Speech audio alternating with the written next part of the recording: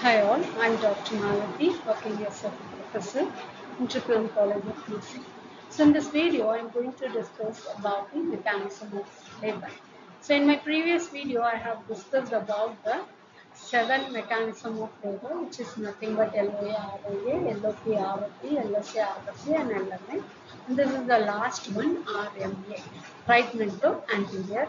This is going to be a procedure for BSc nursing student, MSc nursing and for the post basic nursing students.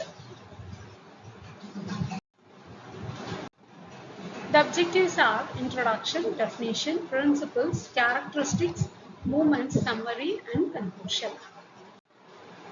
Introduction. Right mentum anterior refers to the sequence of movements that occurs during the delivery of a fetus, presenting by the face, with the chin, which is nothing but the mentum, directed towards the right anterior quadrant of the maternal pelvis.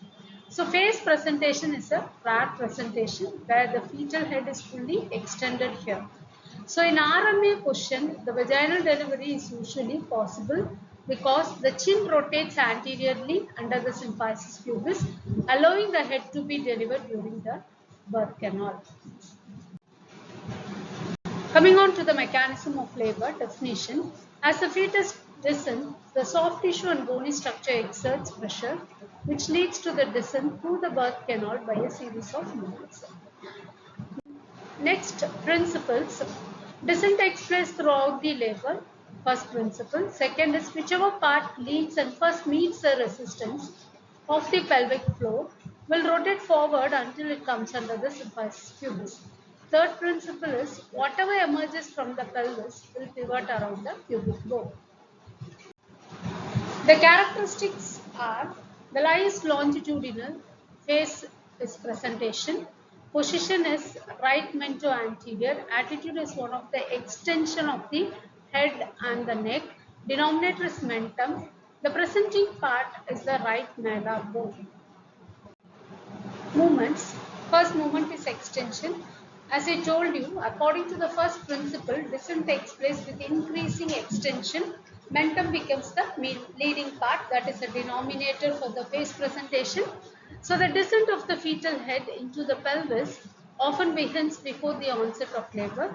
So all these I have discussed earlier. For the primigravida, it takes place 2 weeks prior to the onset of labor, and for the multigravida, on stage of labor, followed by muscle tone is relaxed. Therefore, the descent and engagement of fetal head may not occur until the labor begins for the multigravida mothers.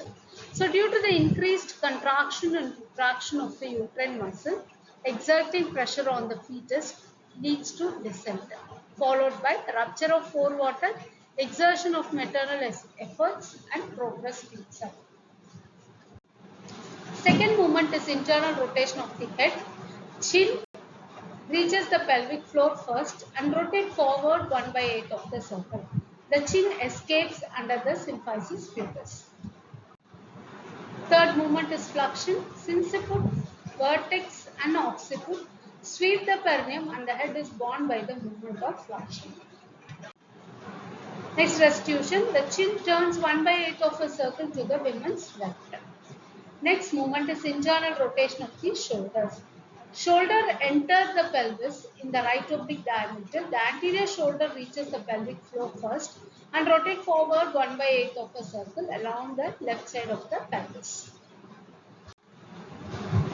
Next movement is external rotation of the head. The chin rotates 1/8 of the circle towards the right side where it is started. Next is lateral fluxion. Anterior shoulder escapes under the symphysis pubis. Posterior shoulder sweeps the perineum and the whole body is borne by the movement of lateral flexion, and this is the last movement in the face presentation.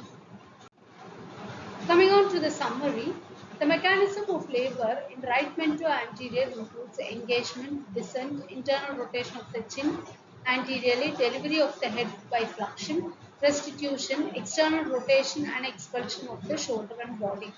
So successful vaginal delivery depends on the adequate pelvic dimensions and proper anterior rotation of the mentum. Conclusion. RMA is the most favorable position in face presentation for vaginal delivery Understanding its mechanism, it helps the nurses and midwives to monitor the labor effectively.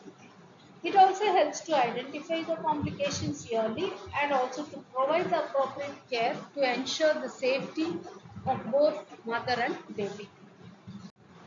Reference